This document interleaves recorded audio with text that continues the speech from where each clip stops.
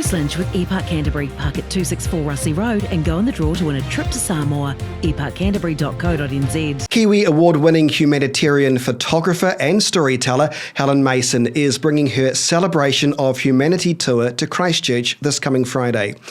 She'll take people behind the lens and onto the front lines of humanitarian crises around the globe.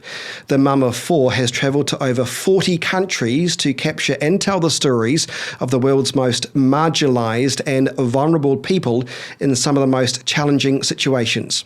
She has worked with everyone from ISIS wives in Iraq to people suffering from famine and drought to families living in the world's largest refugee camps. And she joins me right now. It's nice to meet you. Thank you so much for your time. My pleasure. Thanks for having me. How long have you been a humanitarian photographer for? I've worked in this line of work for about 15 years now, 7 of which was spent living in Uganda. And I've worked for about 50 different NGOs and nonprofits all around the globe.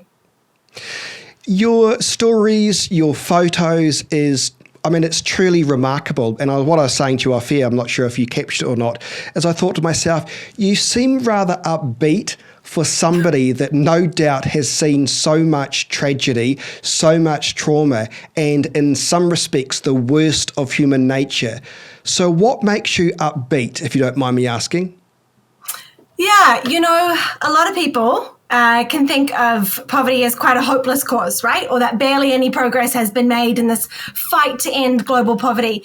But from what I've seen, I really hope to show people otherwise. And I think the reason I'm so upbeat is because when I'm on the field telling these stories, I'm there on the back of a nonprofit or an NGO that is working in that area, doing the best they can to be the helpers, to be the ones that are there on the ground alongside people in their darkest moments helping. And so I feel upbeat in the sense that there is hope. It's not always darkness and sadness, although there is a hang of a lot of that, but there is always hope when there's helpers around, and I'm there with the helpers. Is that what you've tried to capture in some of your photos? Because when I was looking at your incredible portfolio, you can see from some of the photos, there is hope in the eyes of the human beings that you have captured. Is that intentional on your part, or is it just something that you've captured and that's the way it has been for you? It's both and, right? Because of course, I as a humanitarian photojournalist, I'm quite different from a normal photojournalist. A normal photojournalist is going in, capturing what they see, and really looking for a headline image.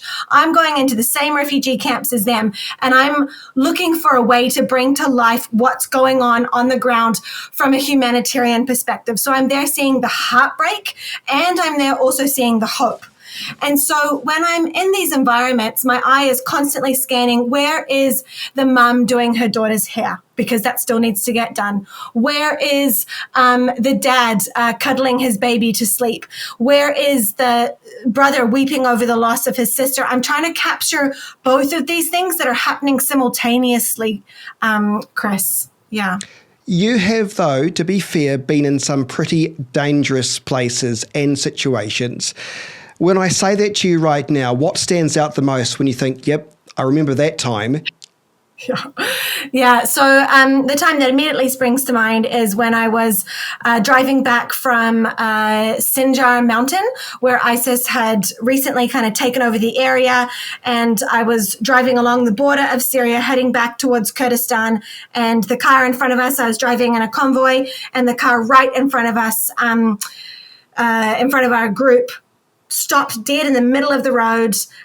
You've got to remember there was trenches on this side with guns facing out that way, and you've got big kind of poles and people standing on them pointing guns this way, and the car in front of us in between some of those checkpoints stops dead.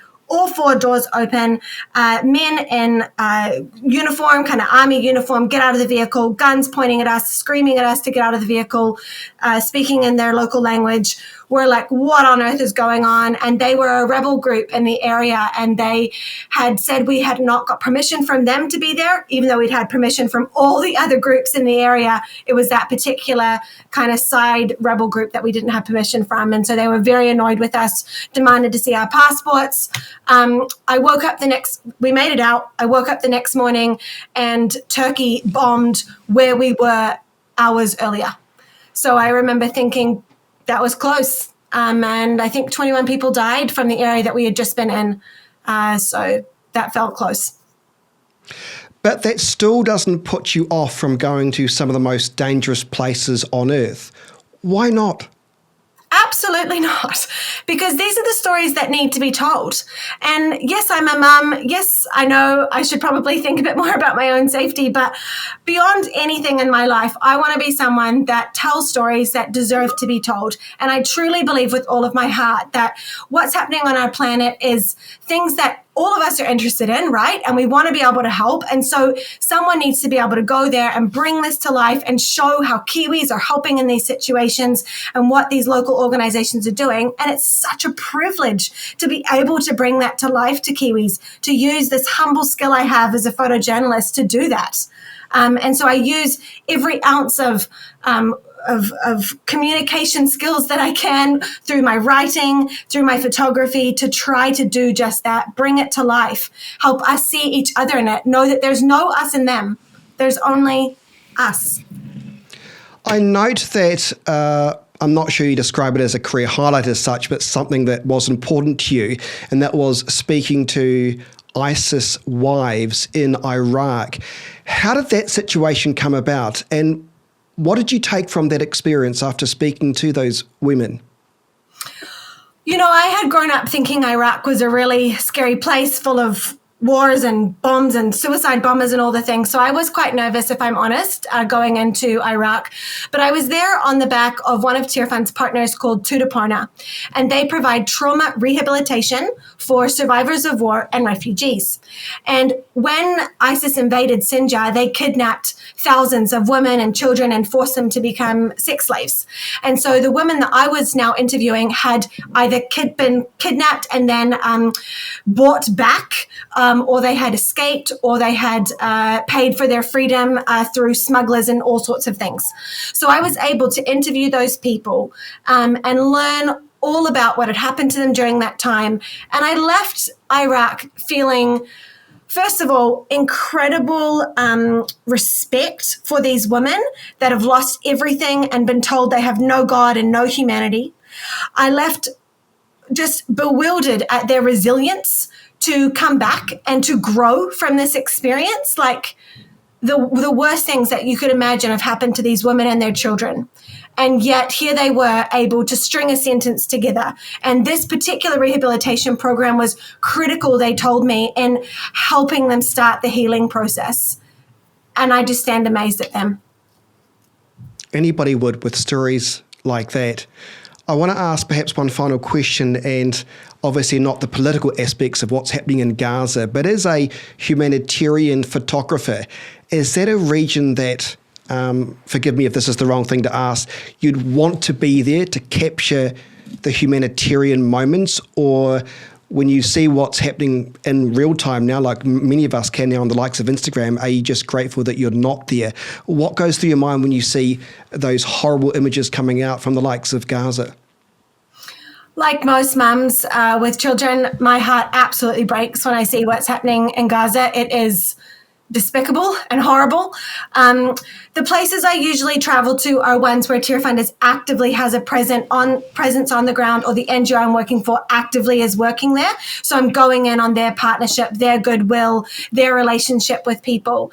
And in the particular Gaza crisis, we are working there, but we're working in the hospitals, and those are very difficult to access at the moment. So as much as I would love to be there telling those stories, the situation is, it's not conducive to going there right this minute. But I do hope to be able to continue to tell stories like this. Just on that particular crisis, I'm not able to get there right now. Well, you are an incredible storyteller. I wish we could speak with you more, but we can hear more of you because I know you're going to be in Christchurch this coming Friday, a celebration of humanity event, which is a nice way to describe it. It's happening at the Hope Presbyterian Church in Hornby, Friday at 7:15 p.m. We'll put details for how people can head along. Helen Mason, it's been absolutely delightful to speak with you, and I hope to speak again to you again from the safety of Auckland, though. No more sort of, tough places. I can't promise that, sorry, but I'm off to Ethiopia next for the food crisis. But it's been a real pleasure to talk to you. Thank you so much for taking the time.